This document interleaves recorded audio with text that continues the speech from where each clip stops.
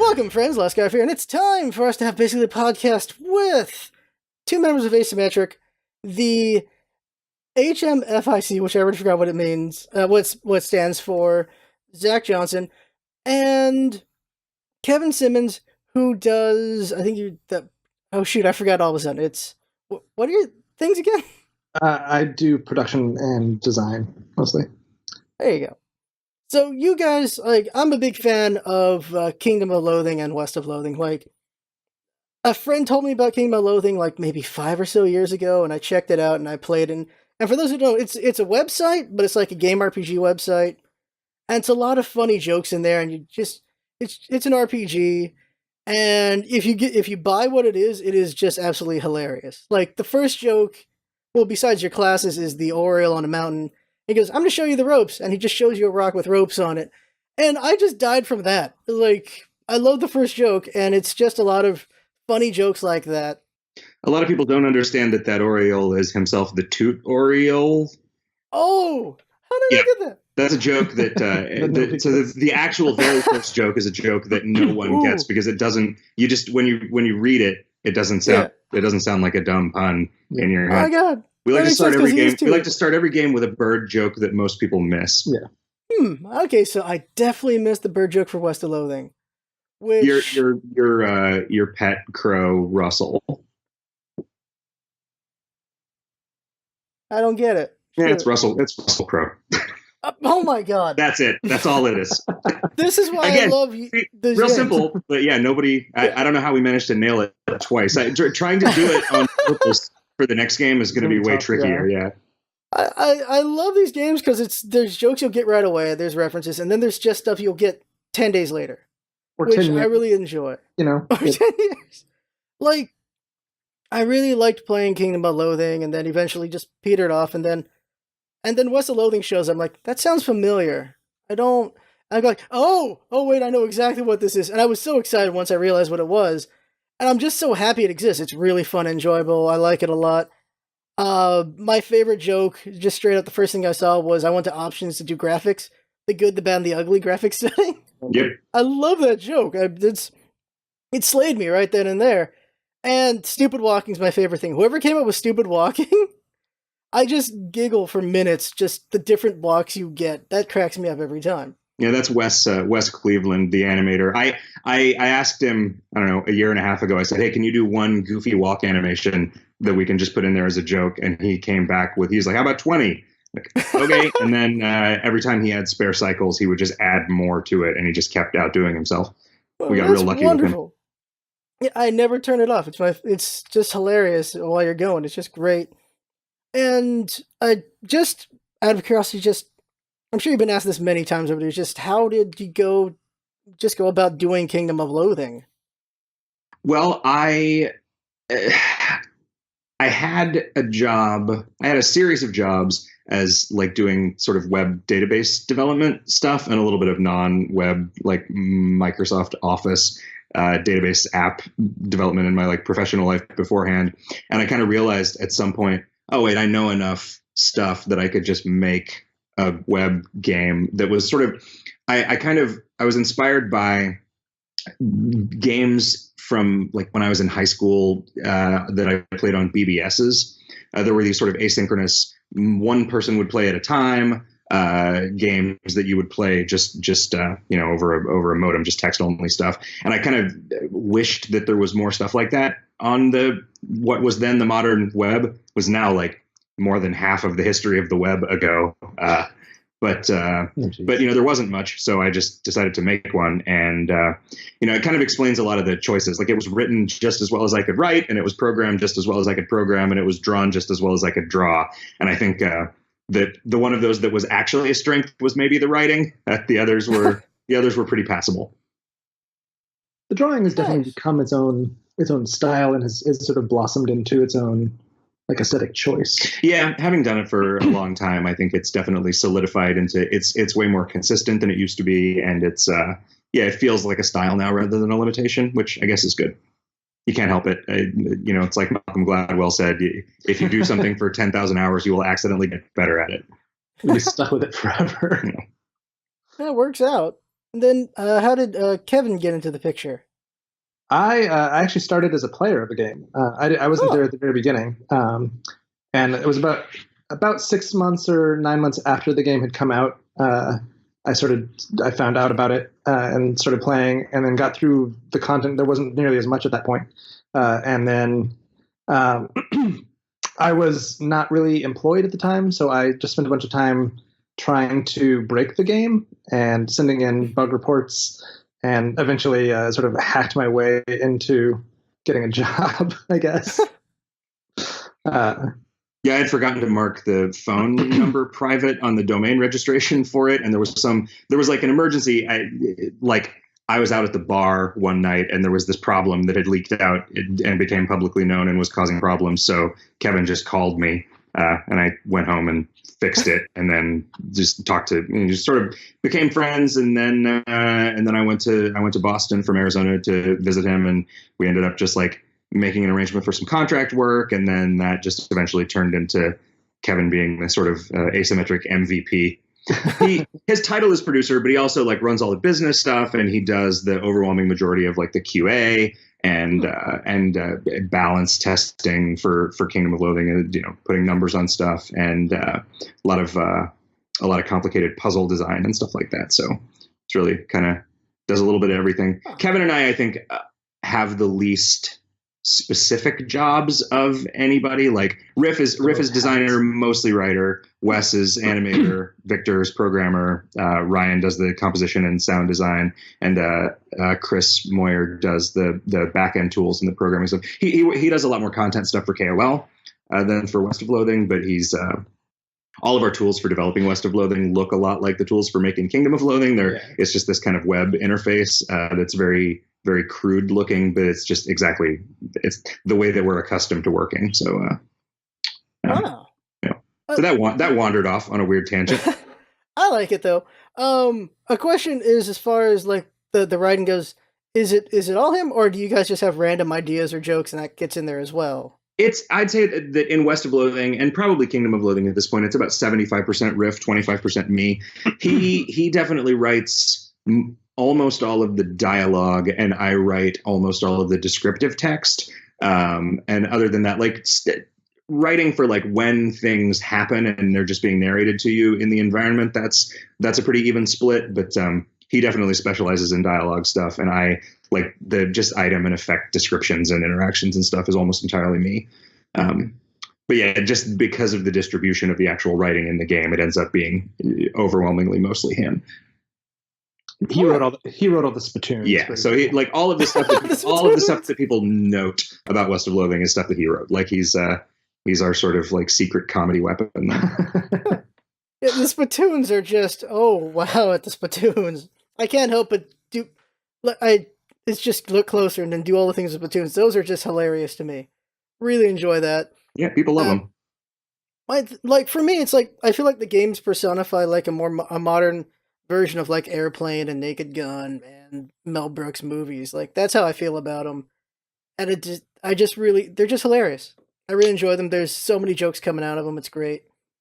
Thank you for saying so. I think we're less. Well, by not being overtly political at all, we are less overtly political than Mel Brooks. But I think Airplane is a good touchstone. I'll definitely take that. It's okay.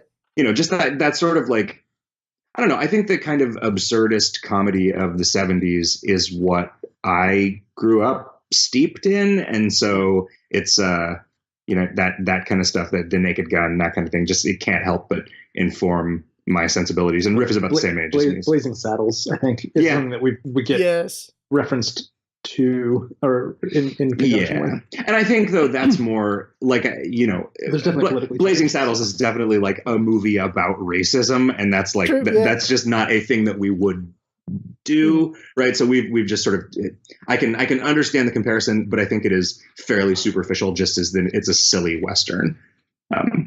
There's a little bit of ill feeling towards goblins in the game, right? And that becomes a thing that you can subvert or interact with, right? Yeah, we don't really like ham it up though, right? Sure. Like we don't do the thing that I feel like a lot of games would do, where it's like they make you feel guilty about doing it, because it's all so goofy that you can't really have stakes that high. We're not going to be able to like emotionally manipulate the player in a negative way, I don't think, without it seeming really clumsy, just because it's so like goofball. Yeah, it would be dissonant with what everything looks like. So I mean, we kind of the serious parts of it and the spooky parts of it are kind of have to be a little sparing, and not like, I don't know. We're not gonna be able to pull off a like Spec Ops: The Line in in this engine, like it just and luckily we don't want to do stuff like this. Right. Like the kind of silly tone is what we're going for, and it's, I think in some ways we got a little bit lucky with West of Loathing that the world turned into garbage over the last couple of years, because I think people were really hungry for something that was just kind of light, kind-hearted entertainment. Or at least that's how I justify potentially having wasted my time instead of trying to do something to actively improve the world. Huh. You're right. I never really thought about Mel Brooks movies as more political, but now I'm just thinking about each film like, yeah, there's bends to them. Never really thought about that. I mean, I guess Spaceballs, not so much. I mean, it's maybe like anti-commercialism in a way, but that's also kind of later period Mel Brooks. I think in the 70s he had more to say. Yeah, I remember when it comes to Spaceballs, he did all that capitalism stuff because it was Lucas said with his blessing they weren't allowed to do any merchandising. Right. Yeah. He made fun of all of that. They could parody whatever they wanted. They could make fun of Star Wars to whatever extent they wanted to, and not have to worry about getting sued. But they were not allowed to sell a drop of merchandise for Spaceballs as part of that deal. And so it's like, man, even that story is a good like illustration of the stuff that he was making fun of with that movie. That's pretty good. That's for sure with that. So you're saying all the writing comes from, I think you said Riff with that one, and because he just comes up with some pretty funny characters and just backstories and everything. Like you have that goblin, which I didn't even know until like the third run you could actually recruit the goblin. Yeah, that's the idea. Yeah. Like, that is so interesting. That this is what I really like about West of Loathing for sure, is there's multiple ways to do things. And like just straight up use the fungicide on the goblin, just took out the goblin the first time and just didn't really think about that. And like then I remember there's that book. And so, because usually the goblin's the first thing I did, but this time I got the book, and then I talked. And that's on purpose. We make it so you probably encounter it in the wrong order, and then it's not until the second playthrough that you maybe realize, oh wait, what if I? Because in order to get into the doctor's house, you have to go see the goblin and then walk away from him, and most people just don't do that, right? Most people just like they walk into a room, and that room is just a to-do list, and it's like destroy or loot everything in here, and so that was it. Over time. When we first started, we were really shooting for making the game like super, super replayable. And we ended up doing, because we started trying to make like the way that random encounters and location discoveries and stuff happen. We were like, let's make every playthrough very different. Right. And then we ended up kind of like, well, maybe we shouldn't do that, because then you end up kind of running out of stuff to do if we pace it that way. And it was a little too sparse. Yeah. And so it ended up being a little more samey than we originally intended, but like the partners' storylines and their commentary are different. And I think, especially if you're trying to go even a little bit fast, the game does bear out a couple or three playthroughs. And so like the design of that sort of hidden partner was definitely a reflection of like, we expected people to play through it more than once. And so I don't know, a lot of people do, a lot of people don't. And I think either way, it's a pretty good experience. I'm fine with somebody just like playing 4 or 5 hours of it and saying, all right, I beat that game and it's over. And then maybe they talk to one of their friends and they say, oh, did you see this? Oh, no, I didn't. Hey, that's great. Now we have funny stories to share. My favorite interaction is when somebody finds out from somebody else that stupid walking exists, that they played through the whole game and didn't realize it. And then they go back and they're like, oh my God, there's this huge thing that I just didn't even notice in the game. Like we hid it in that early area specifically so that people would not find it, and that there would be sort of that, like, one of the things that we grew up with and miss is the notion of like the playground banter, where you would like play a game and then you go to school the next day and talk to your friends about it and like share stories. And so that we were hoping that at least some of that would come through with West of Loathing. Yeah, there's fun discoveries. Like, it feels like a reward for taking the time to just look at things repeatedly. Because, like, I forgot I played it when it first came out, and then I played it yesterday to refresh on the game, and I forgot where I got stupid walking. So, like, oh, here's a bookshelf. I'm going to read a bunch of these. These look funny. And, like, oh, I got stupid walking. Oh, that's how I got it last time. And it's a fun reward to get that, and I'll do that where I'll just look at all the things in the shelf, and, like, for cowardice, I think it is, they'll at a point just say, you're reading the same thing over and over again. Why are you still reading this? like when it points stuff out like that. What a reminder, like the game reminds me in a way of Fallout, the original. And I played that game so many times over and over. And so it gives me that feel that, yeah, you can do this game over and over. Because you have 3 classes, and you also have different ways you can do things. Like you can do honorable, you can be dishonorable. And then you, of course, have the partners. And the goblin is a nice surprise if you didn't realize it the first time. So there's quite a few things there. And it is a game worth replaying just for the old jokes again and again, because some of them I just really enjoy. Like the spittoons, descriptive of that, or the silliness of Shaggy Dog Cave. Yep. Just going through all those plaques. That's also Riff's creation, yeah. That's so good. It's like this guy's recounting everything they went through in just minute details. Like, okay, and you're like, okay, what's this going to lead to? It's oh, they got the treasure. Then oh, okay, that's it. That's my reward. You didn't actually find the there is an item that you can get out of there if you carefully read the like 3rd plaque from the end. It'll mention a place that you can go, and you end up getting a little gag item for it if you want to. Just to spoil that, you know. But we deliberately put it on the 3rd one from the end because we figured, all right, people will read the first couple and then just start walking past them and then go read the last one, and you know, that's a valid play style. But we're not going to reward that kind of lack of completionism.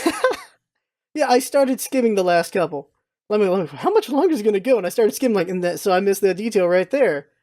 So there you go. Yeah, because that one that cracked me up. That's a funny one, and just like even. There's just jokes that I could just recount because they were funny to me, like the first poker game, the tutorial area. You just say, "I win," and they just believe you because they don't know what they're doing. It's just wonderful. It's just a fun game. I'm wondering, what are lessons learned from developing a game after Kingdom of Loathing and then doing West of Loathing? Huh.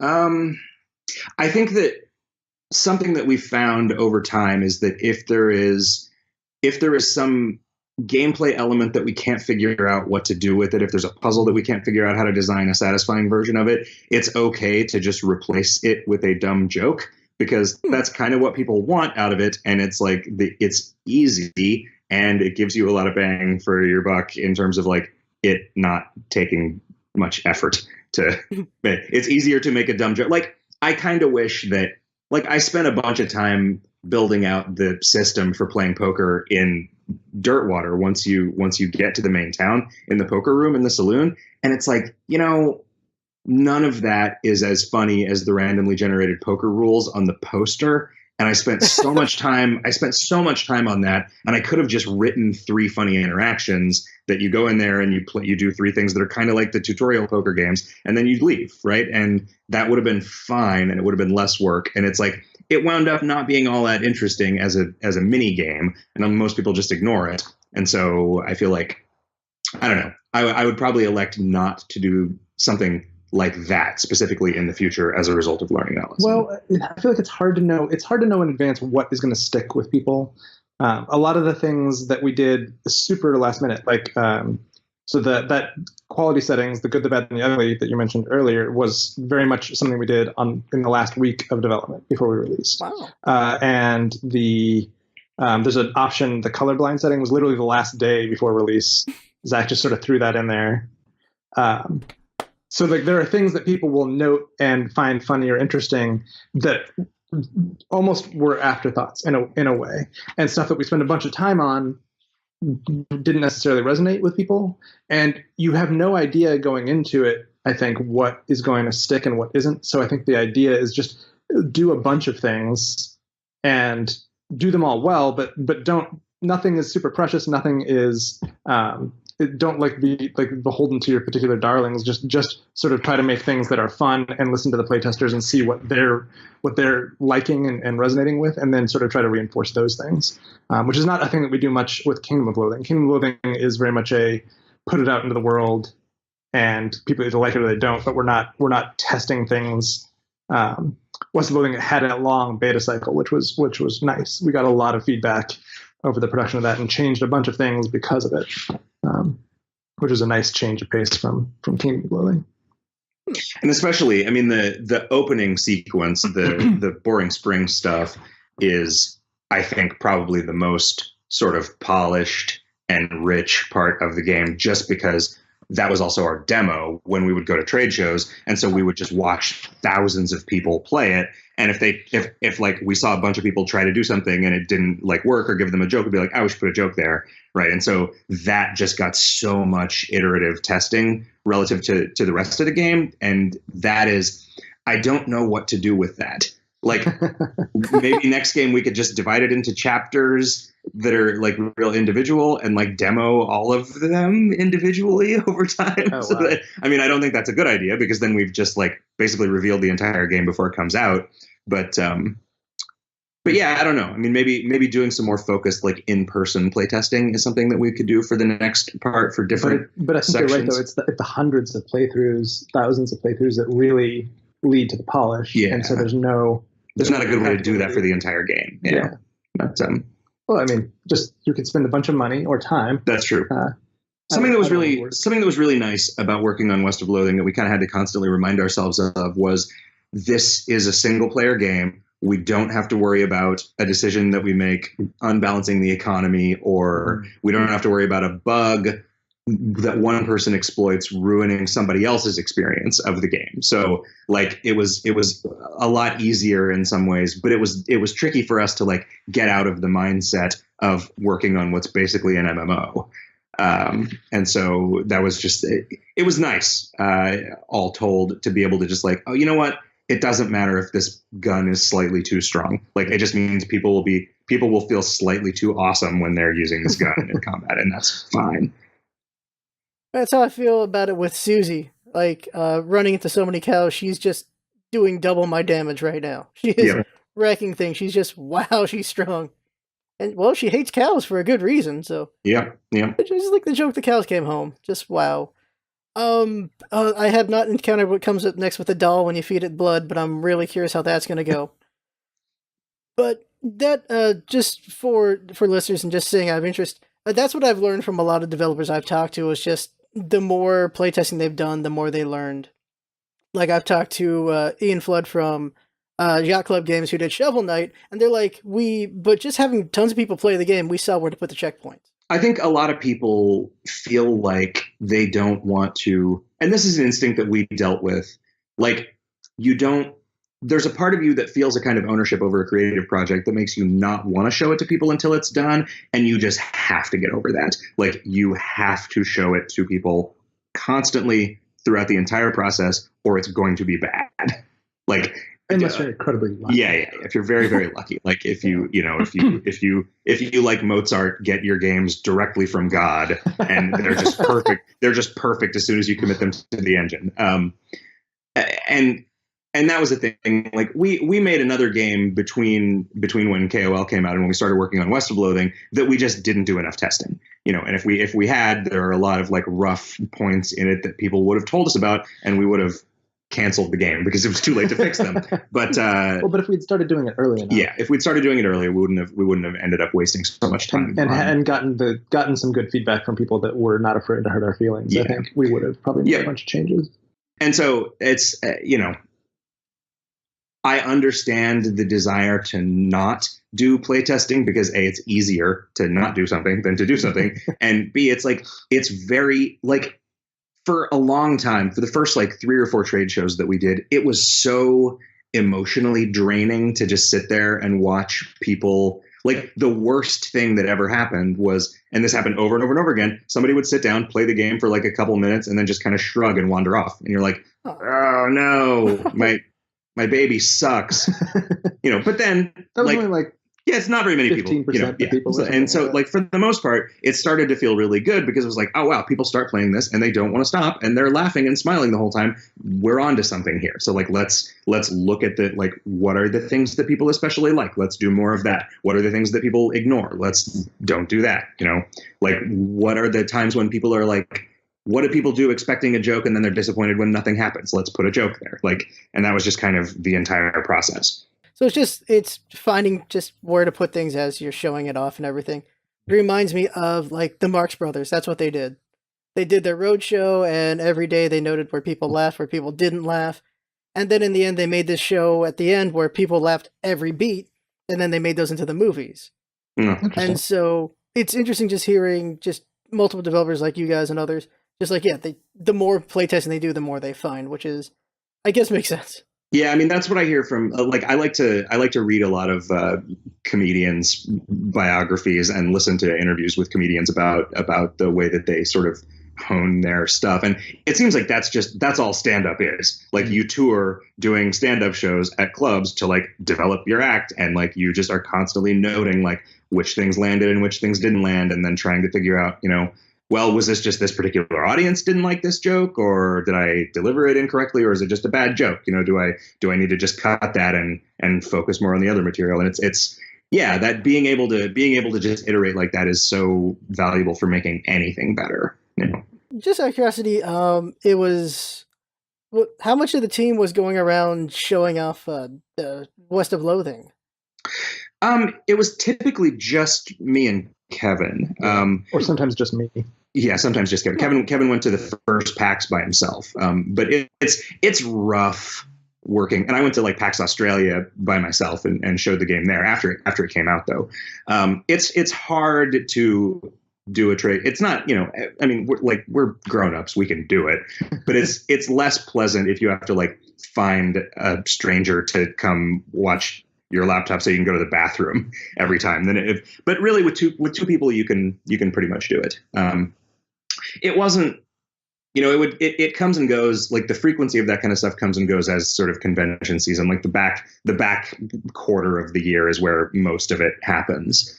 And so it slowed down a lot. We were able to kind of take it easy for the first part of 2017. I mean, take it easy with traveling so that we could focus more on. Although that said, what else? I don't even remember. That whole time is such a blur of just doing nothing but working. We went to Indicate a couple times. We did several different PAXs. Yeah. PAX West twice, PAX East, PAX Australia. Yeah, PAX Prime this time we were able to take a lot more people because we both were in the Indie Mega booth and in the PAX 10, so we just got more badges and also like the fact that we were getting so much more exposure made it feel more worth it to like fly people out and house them to do that. So there were like four of us showing the game there, and that was really nice. And it was nice to have more people, but it was not as nice to be spread across two booths. Right. So it was sort of came out in the wash. But I see a lot of other developers who don't, and this kind of sucks. It sucks that sometimes you'll get the opportunity to show a game at a thing, but it will be so expensive comparatively to get there and have a place to stay.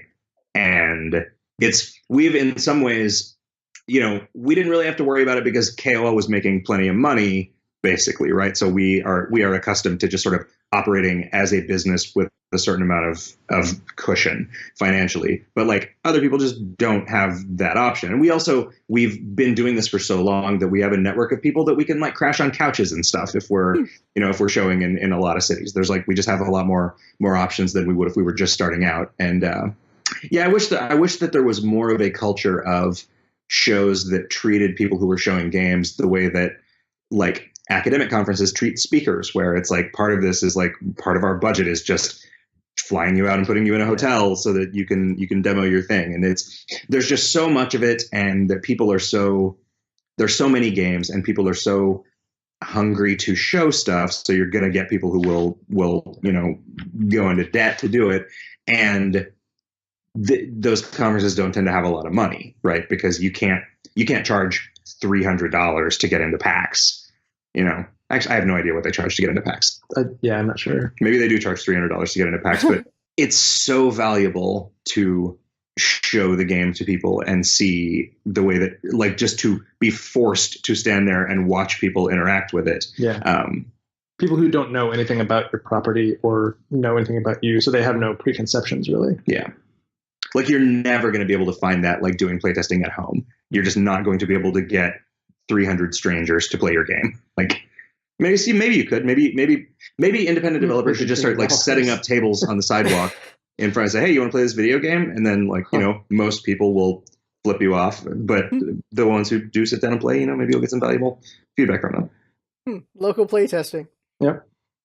I am curious, since you did do a couple PAXs and other places, or just PAX, I guess, or PAX was the big one, but we also did Indiecade in LA, and a couple of really small shows. There was the Seattle Indie Games thing that we went to, and then there's a drink and draw with Pig Squad in Portland. So we traveled mostly on the West Coast, but we traveled a fair bit.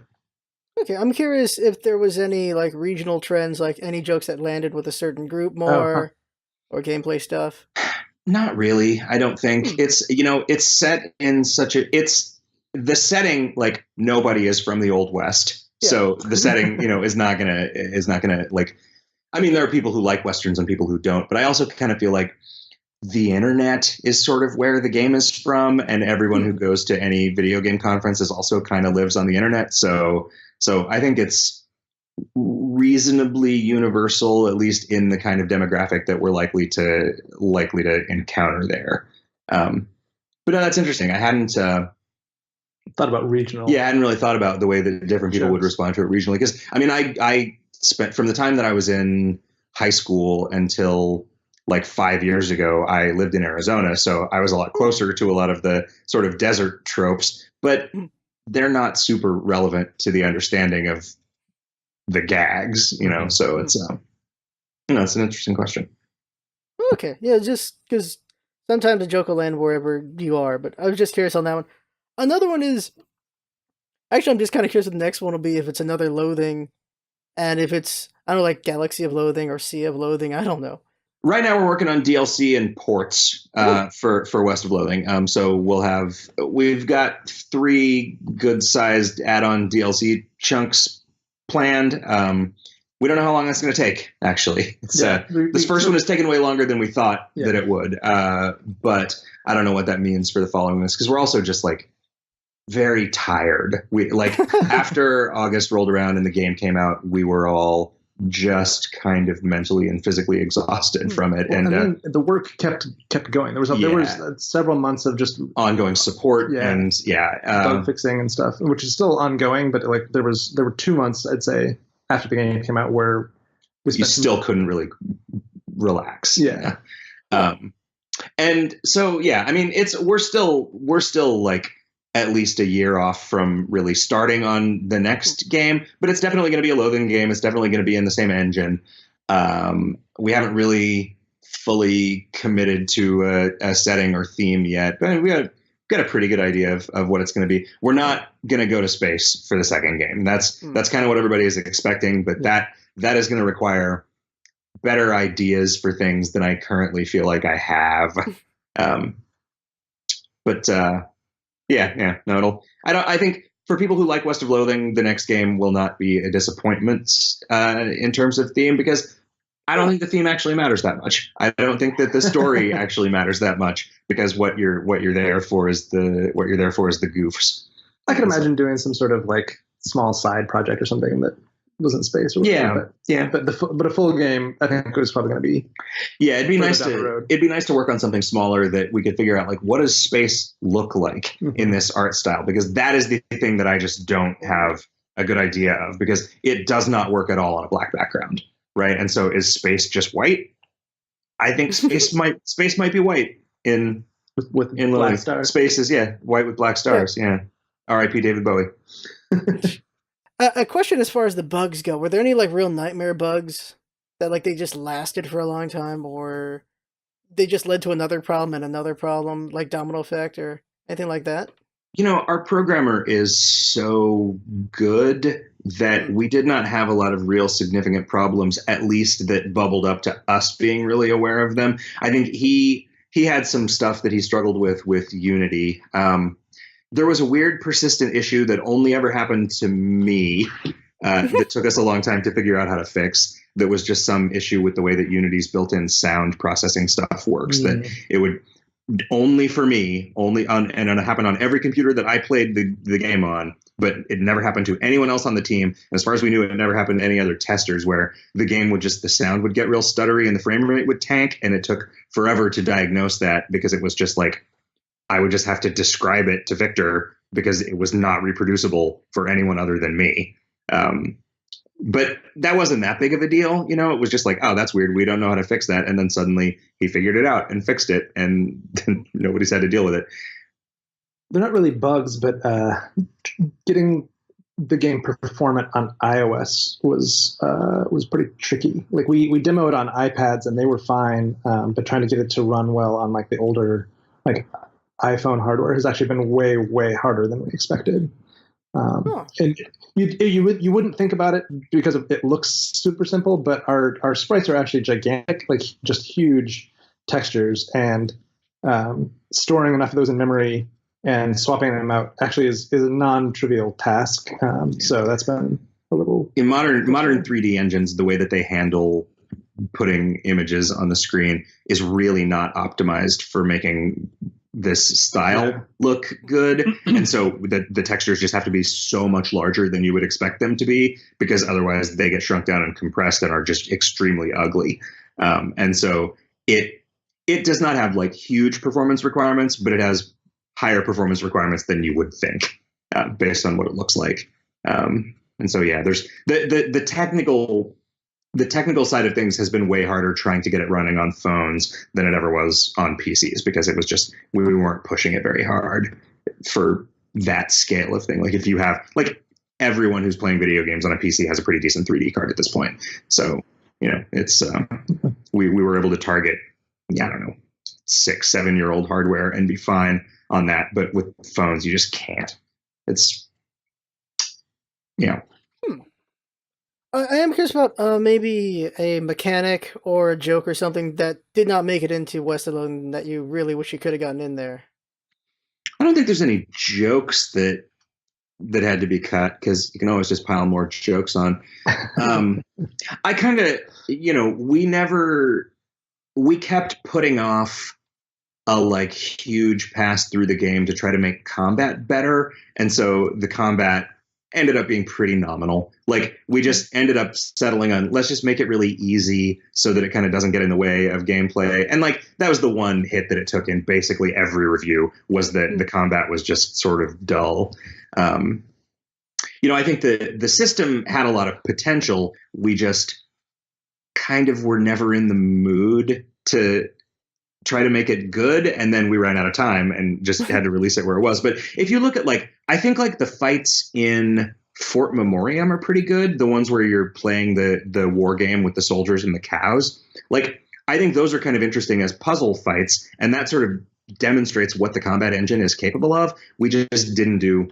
There's always this weird kind of tension between you want fights to be fun, but you want to be really generous with character upgrades and stuff. And so we don't have any idea going into a fight how powerful the character is going to be when they get to that fight. And so erring on the side of it being easy means if you're being thorough about stuff, the fights end up just being kind of a cakewalk, which gets a little tedious.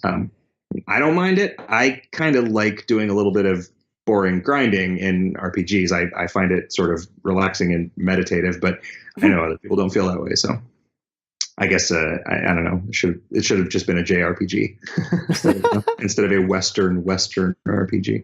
There were several things that got mechanically simplified.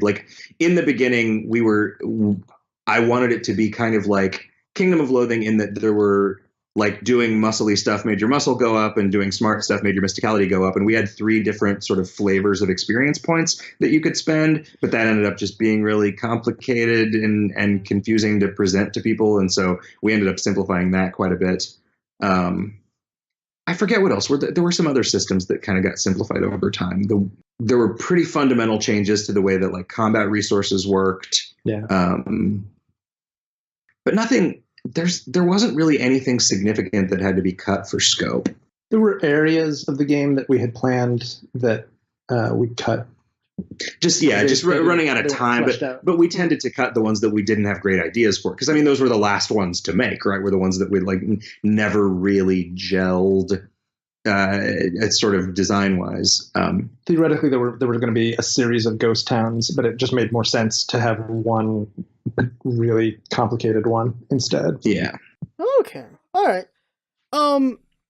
It comes to, well, yeah, because I remember in King of Loathing, yeah, each stat has their own kind of XP thing going on, and you just simplified it for West.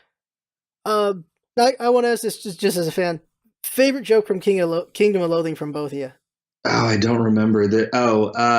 I think we were trying to come up with an accordion that would drop in the area where everything is palindromes, and Riff wrote accordionoid roca, which is a kind of like architectural marble.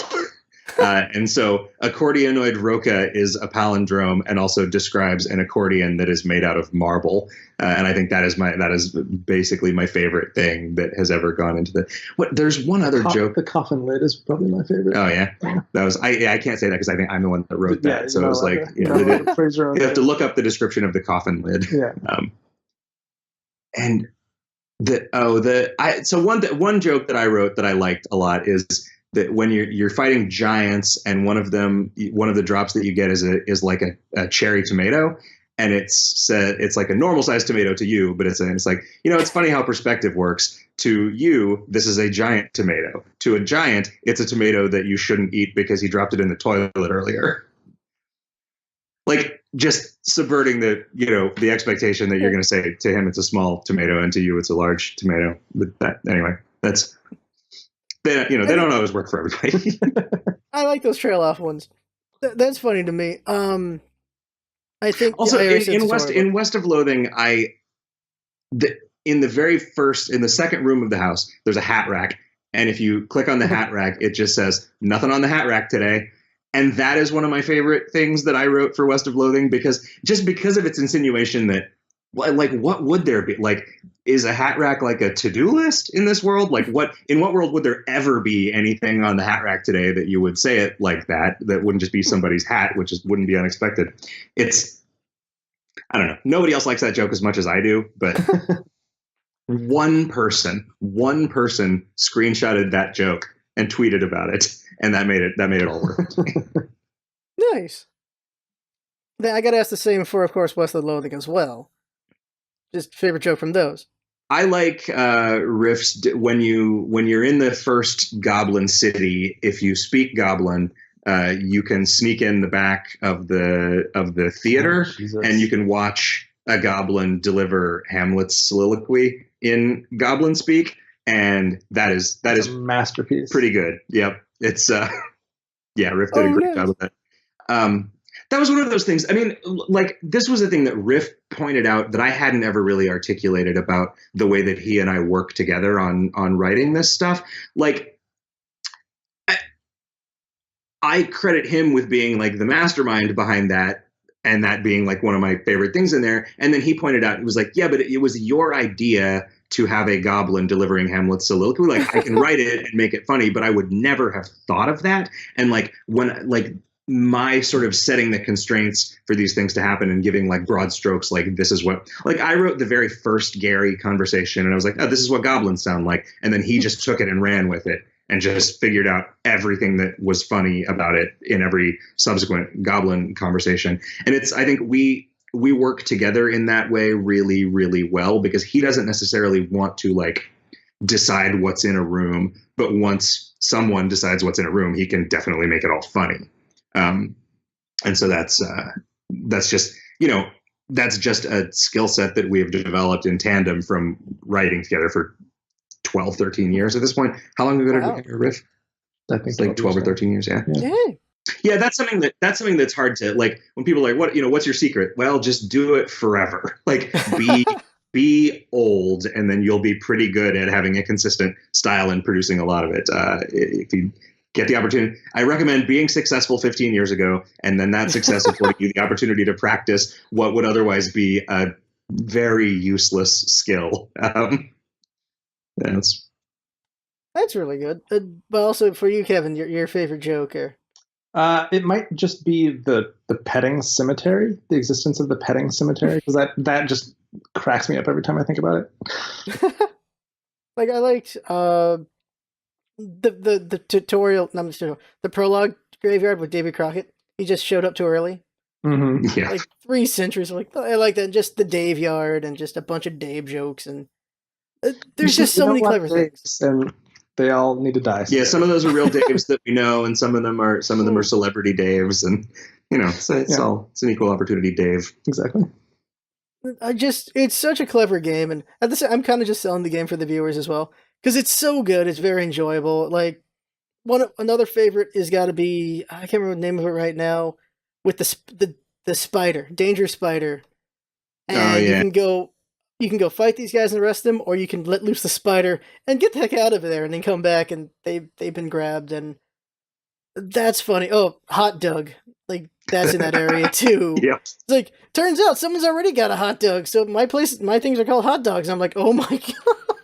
We had initially, what I wanted to do with that was let the player decide what the name of the product was that he was making, and then figure out a way to put that on the sign. But then we just knew that was going to result in so many vulgar screenshots, and we didn't want to make it look like that was the thing that we had put in the game. And so we eventually decided not to let people do that. But and that's one of those things that there are some very dumb Easter eggs, because if you go in there and your name is Doug, you get a different conversation, and if you go in there and your name is Dog, you also get a very different conversation. But that's great. You'd have to make a whole new character. You'd really be doing it on purpose. Yeah. Luckily, it's fairly early on. Like, you can get there pretty quick if you skip the tutorial. But no.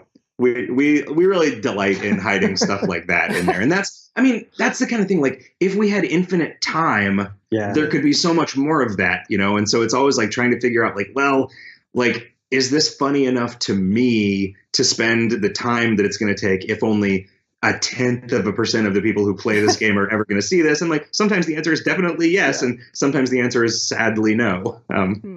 This is one of the benefits of also not having the game voiced, is we can just fill it with just stupid jokes that it wouldn't make any sense to pay someone to say these words out loud. But being able to just write them is very cheap and easy. So I do appreciate, like, just little things like that. That's just what makes a game better, because it's just discovering things like that is always nice. And that's just a fun thing about RPGs. There's just so many sometimes there's just so many ways you can go about something, and there's so many jokes, and I'm looking forward to, because this is the first time I got the Goblin Speak. Well, I'm using it. I'm going to check out that soliloquy now. Like, once I get there, I'm going to check that out, because I'm really curious about that. Well, do you have Gary? Like, you can't have Gary as a partner. It's a situation. You have to. Yeah, you have to speak Goblin. That whole branch of the Gulch Goblin, like, initial questline thing, requires you to speak Goblin but not have Gary as a partner. Because if you have something that we wanted to do was, if you have Gary as a partner, we don't allow you to kill any goblins ever. Because we didn't want to have to write you explaining that to Gary, or Gary getting mad. I mean, we didn't want the partner to leave, and then we end up. There is one circumstance under which you can make your partner abandon you. But it is only one. There's only one case where that happens, and we could have just done a thing where every time we have a combat with a goblin, if you are with Gary, he leaves. But then we figured that would make people sad, because this was like this unlockable partner, and it's easy to just accidentally get into a fight with a goblin if we don't stop you from doing it. So the non-combat way of dealing with Gustafson Gulch requires you to speak Goblin but not have Gary. Right. So that's. Because we figured there were going to be more people in that situation than people who had Gary as a partner. And so there are other non-combat ways to complete the first leg of the quest. That was also a thing that changed a lot over the course of development. We became way more focused on, like initially I wanted it to definitely be possible to beat the game without getting in any fights, but over time we started making it easier and easier and easier to get through the game without any fights. Like just being able to straight up just outstat the rock monster in the first rail camp, like that was like, let's just let people do this. Like if they want to just find the right food and booze and equipment to like get their muscle extra high, let's just let them use that to win this instead of having to do the fight. And like the game ended up becoming more and more supportive of nonviolent playthroughs to the point where like the majority of people finish that part of the quest the nonviolent way, just because it's easier. And that's also another way to put a bunch more writing in. Right, there's a bunch of different text that you get if you fight something versus hornswoggle it or whatever, and so that's another source of variety for multiple playthroughs. So, is it possible to pacifist the entire game, or almost? Yep. Totally. Oh, nice. There are some places that you can't go. There's one notable one. I still have a to-do item that right now there is no way without fighting the cows to get to Alexandria Ranch, and so there's a bunch of plot stuff that you can't do because if you're not fighting. And I need to just make it so there's a non-combat way to deal with that. I just haven't done it yet. Okay. One nice thing I do like is the partner can be there to remind you of main quest information and side quests, which that's nice. You don't just have a journal on your character just look up. We've had a lot of requests for the journal. The journal was actually so that was something that was cut. Yeah, we that's did true. Have a journal. Huh. Yeah, but we couldn't figure out. Riff and I couldn't figure out a satisfying way to frame it narratively, because it seems like the kind of thing that we should lampshade if we're going to have it. Like, why am I writing all these notes to myself? But then figuring out how to structure that in a way that didn't just seem really forced. It was like, well, what if we just used it as an opportunity to kind of add more flavor to the partner? Like if they just became a kind of in-world way of reminding you of stuff that you were in the middle of, then that just kind of, it seemed kind of win-win because it lets us characterize the partners better and not have to figure out what the UI for a journal looks like and do. Like what we wanted to avoid was putting ourselves in a position where we had to do a bunch of writing that wasn't funny, because we don't like doing that and the players don't like encountering that. And I don't know that we could have sustained a funny tone for something as pedestrian as a quest log. And it's so easy to get wrong too, because especially with an open world game, it's hard to know all the different possible situations that a character can get themselves into, and tracking all that and trying to account for it. Like, did you do this thing first and now I can't write this sentence this way because it won't make any sense because you haven't seen this thing yet or whatever. Like there's so many different ways that things could go wrong that it's a lot easier to just have a single vague sentence that your partner says instead of some sort of significant exposition in a journal that tries to explain where you're at. That is actually something though that got a little bit shrunk for content for scope at the end. Like we didn't personalize per partner all of those. It's just like Pete reminds you about, it's never them saying anything. It's just a sentence describing them saying something to you. It's like Pete reminds you that you told the chef you would get her knife or whatever, like that kind of thing. And it just Mad Libs in the name of your partner instead of actually writing a conversation for all of those, which would have been better. But most people wouldn't see it because most people wouldn't bother checking at every 3 minutes. There's some new thing in the pool for them to say, right. And you're just not gonna go back in there for that all the time. So that was a thing that I think was not worth the effort that it would have taken to really flesh out. Would have been nice, but no. One mention before we get out is a mechanic I really like is the wander mechanic, because that's not something I see often in RPGs open world like that, where they'll just go rambling and you'll find locations eventually, which is pretty nice.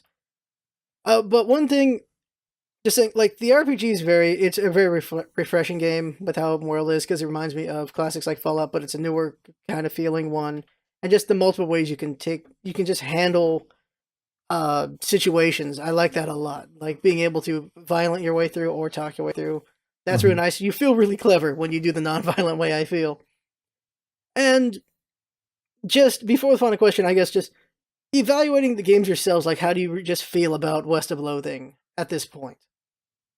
I'm super, super proud of it. I think that, I can still look at it and see a bunch of flaws and a bunch of things that were missing and a bunch of things that could have been better, but like that is not true to nearly an extent that I expected it to be. Like I think like a year in, I was pretty sure that the game was going to be a thing that I was going to be really proud of. Like it just became clear, like, you know what, this is pretty good. Like it might not sell super well, but this is going to be something that I am proud to show people. And I feel fantastic about how it came together. And I feel so grateful for the hard work that the entire team put in, and also like how much fun it was to make. Like it was hard, but like we didn't get into any arguments really about anything. And like we were like our meetings are fun because we are just trying to make each other laugh. And like, that is where like that's where the some of the best ideas in the game came out of, was just us, making jokes in meetings. I'm assuming you feel kind of similarly. Yeah, very much so. That's right. The camera froze and it's on a really funny thing. Weird. You have to see it later. Yeah. But second last question, it had to be, just because I'm a YouTuber, I have to ask, what is the importance of I guess like YouTubers and influencers and streamers to you guys, you think? I think that we were very lucky that we had a couple of very sort of large audience YouTubers and streamers play the game, in terms of getting the word out and exposing the game to a bunch of people. Markiplier played the game, and that, I think he made a series of videos. He made 16 videos in total, but the first couple have like 3 or 4 million views. And I don't know how many people found the game through that and then ended up buying it, in terms of just like actual like conversions, I guess you'd call those. But it definitely became a thing that a lot more people were aware of. And just having an audience that's aware of your goofball game, I think makes a big difference. I imagine that the way that pays off is in wish lists and people buying it eventually when it's on sale. Yep. Like 2 years from now, when this game is $2, for a weekend on Steam or whatever, people are going to be like, oh yeah, I remember that. That's that funny game that Markiplier played. And then maybe they'll buy it then, and they just would never have heard of it otherwise. So we did not expect this to be streamable at all. Conventional wisdom is that like, all right, whether people stream your game is going to make or break whether it sells. And we were like, oh, well, because we did not imagine that this was a game that people like. It was so reading heavy that we didn't imagine that people would want to stream it. But the thing that we didn't count on was that, well, streamers like being funny. Mm-hmm. And if we let them read something in a funny voice that's already funny, so they don't have to think about what to say to make it funny, then they're going to be happy and their audience is going to be happy. And like it just wound up being a thing. I think partly I have to imagine that like any random game that Markiplier streams, probably you're going to then get a lot of other big to mid to small tier YouTubers doing it, just because of the way that sort of network effect works there. But we ended up just being, it was, I don't know that it ever like charted on Twitch or whatever. I think it was more of a prepared YouTube streamer thing, because it doesn't, the moment to moment, like I think being able to edit your gameplay definitely helps. Makes it way better, right? Because like it's nothing especially funny happens in the fights or like when the horse is moving around the map and stuff, right? So I don't think it is a super thrilling game to stream. It doesn't do like surprising emergent stuff like a Spelunky or whatever, know. Although it would be awesome to make a game that did stuff like that. It's just figuring out how to do that in our aesthetic is tricky. But yeah, it's hard to say what the actual practical effect of it having this weird, like meteoric streamer thing happening. But it can't have hurt, certainly. I think just in terms of it, like, we managed to stay on the Steam top sellers charts for way longer than we expected. And I think that was probably partly owing to the fact that we were getting these really high profile people just telling millions of people about the game. Yeah. And that was just huge in sort of like securing our financial future for the company. Like the fact that we know now, all right, we can just keep doing this for quite a while. Like we can definitely make one or maybe two more of these, even if they didn't make any money, and we'll be fine. It's a real relief. It's well, I there's so many questions I still want to ask. Honestly, like this has been really fun, but let's end this out. So the final question has got to be advice for anyone. I'd say, like, I'm really interested in hearing two answers. One for just if you want to do something like, I don't even know, like Kingdom of Loathing, something like that, like a funny website, maybe a game thing going on there, and also West of Loathing as a development, as a game. So as far as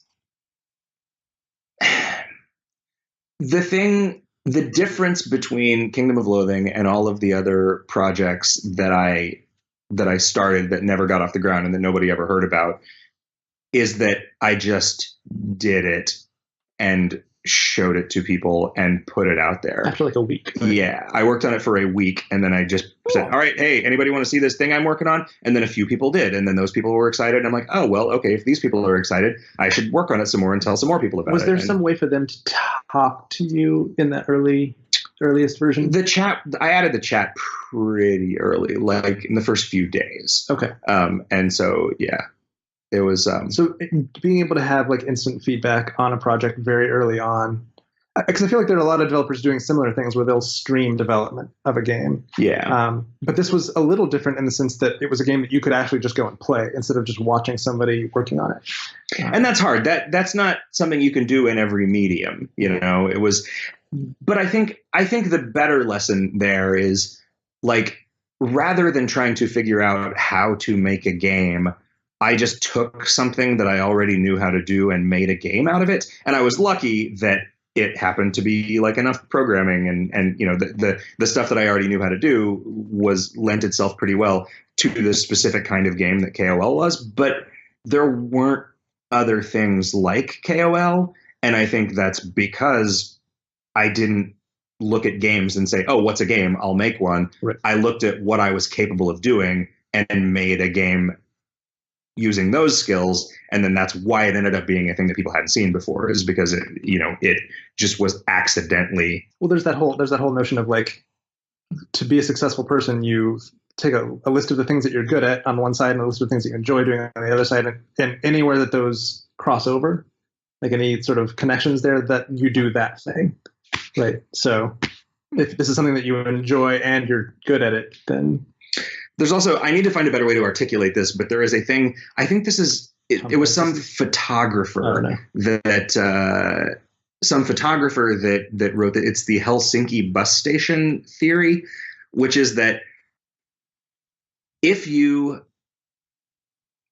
the metaphor is about getting on a bus in the middle of Helsinki and then just like switching to a different bus and switching to a different bus and switching to a different bus. And you keep making choices until you've suddenly gone as far as it is possible to go in one very specific direction. And maybe there's no one else there doing what you're doing. And so just picking a weird thing and then just leaning into it really hard. Like no one else is making big, sprawling stick figure RPGs. And so everything that we do in the context of a giant sprawling stick figure RPG is very like identifiably us. And it's like unique, even though we're only doing like, we're just doing the thing that we do, right? I mean, this is just the thing I decided to do, but then I just kept doing it and kept doing it and kept doing it and kept doing it. And then it ends up being something that no one has ever seen before, not because it's not because like no one would have thought of doing it, but no one bothered to take it this far. And like all you have to do is keep making deliberate choices in a direction, and eventually you will get to the thing that only you can do. Sure. That is very interesting thoughts right there. Any advice from you, Kevin? I would say that if you're, say, in school, or if you're relatively young and you're trying to figure out like what career path to do, I would study something that really interests you and that you love, instead of potentially going the like game design program route, or like even programming necessarily, because basically everyone that works with us on the game has a weird background. Like they're not necessarily people with computer science degrees or whatever. They're like, I have a degree in philosophy and theater, right? I have always just followed sort of what interests me, and that will potentially lead you to the place where you could make games as part of that. Yeah, and I have a psychology degree. Yeah. You know, it's and I think that like we all, especially with comedy, like you want to have a body of other things to be able to draw on to make jokes. And I think that's true for everything. I think it's honestly, you benefit from that, not just, Riff went to college for graphic design and all he does is write. And so it's, I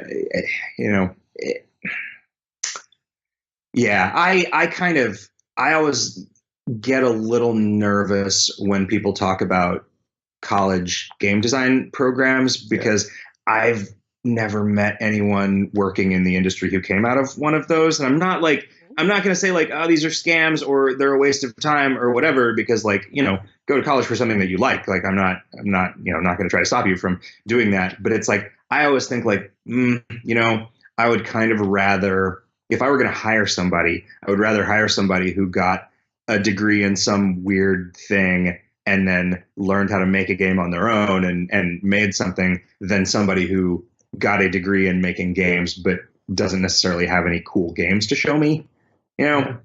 That's which, I mean, definitely not. I definitely don't want to rip on game design programs because, like, I have definitely met a bunch of people from, say, like the NYU Game Center program that are doing cool things. Oh yeah, that's true. I guess that's true. I wasn't really thinking about that, or like even like DigiPen. Like I guess we know a lot of people who went to DigiPen who are working now. But but generally, like your local community college game design program, like you'd probably be better off just taking some of those classes while you got an associate's in something else. Yeah. At least, to my old man's reckoning of it. Yeah, hearing and seeing more instances of that, like Nintendo themselves has said they go for people who didn't get trained in that and stuff. And some people who never even played games before, right? Because they're the ones that are gonna have these fresh perspectives. Like I'm super excited just to jag on that for a little while for the Nintendo Labo thing, the like cardboard stuff. Yeah, like, that seems so cool. And it's not for everybody. People can like deride it if they want, but it's just such a weird thing, and I'm so excited that it's going to exist, right? Because that just opens up the possibility for like making all of these weird kind of cool interactions. And once that's out there, people will be able to understand how that works. And then somebody who likes to tinker with stuff and make robots can suddenly make a game for Nintendo or something, and that's great. That's the kind of stuff I'm super excited about. Yeah, I'm excited for the robot suit because there's like some pulley system going on in there, and a kid seeing that might be their first instance of seeing like a pulley system, and it might give them ideas. Like I'm excited for things like that for kids. So got ended here. It was really, really interesting talk. This was great. You guys were pretty good. Pretty great. So it was a busy podcast. Hope everyone got a lot out of this. I got a lot of this. This was pretty fun. So if you do not know, just look up King of Loathing or West of Loathing. Like King of Loathing, you can play for free.